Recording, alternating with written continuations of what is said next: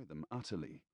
And the first among the fallen spoke to them, saying, "Then let us test him one more time.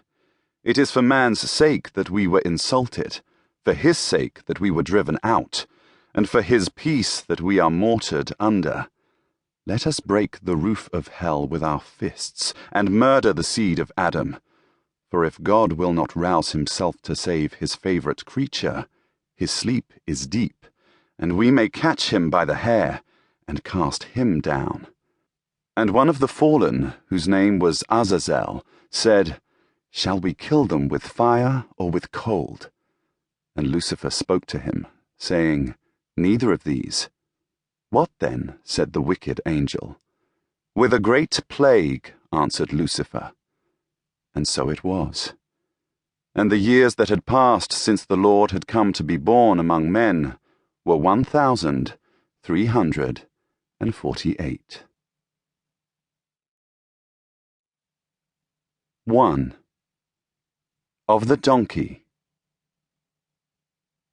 The soldiers found the donkey on Friday. It was lame and its ribs were easy to count. It was too weak to run from them or even to bray at them, but it didn't seem to have the disease. It was just old. It looked at them hopefully from beneath a willow tree, swishing its tail against the flies. The fat one, and nobody knew how he stayed fat, took his warhammer up, meaning to brain it. But Tomas stopped him. He pointed at the barn. It would be smarter to walk it to the barn first, where they could shelter against the coming rain. Godfroy nodded his agreement.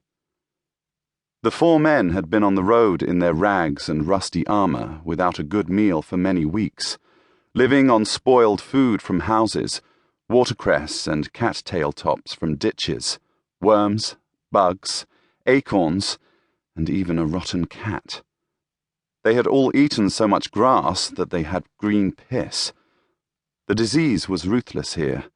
It had killed so many farmers that there was no bread even in this fertile valley.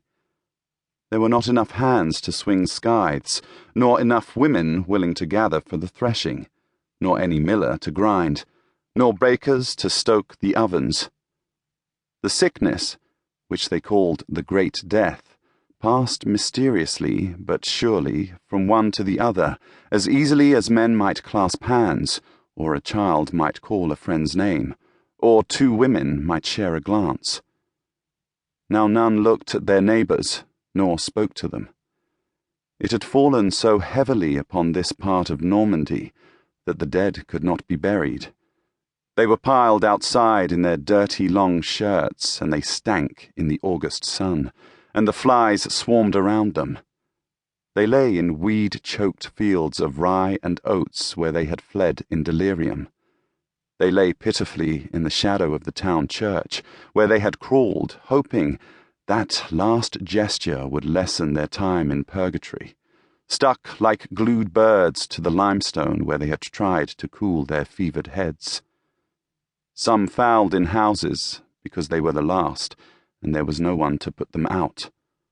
Those with means had fled. But many times it dogged them, even into the hills, and swamps and manors, and killed them there.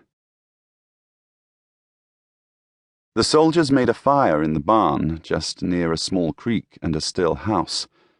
The wood was damp and smoked unpleasantly, besuiting the unchimneyed barn, but soon they were carving meat from the donkey's haunches, running sticks through it, eating it almost raw because they couldn't wait for the fire to do its work, licking their bloody fingers, nodding at each other because their mouths were too full for them to say how good it was. The sun was setting orange beneath a break in pewter clouds that had just begun to spit rain, when the girl poked her head in the barn door. "Hello," she said. All of the men stopped chewing except Tomas.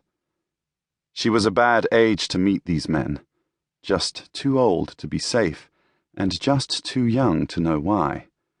Her flaxen hair, which might have been pretty if it were not greasy and wet, hung damply on her neck, and her feet were growing before the rest of her, looking too big for her stick-like legs.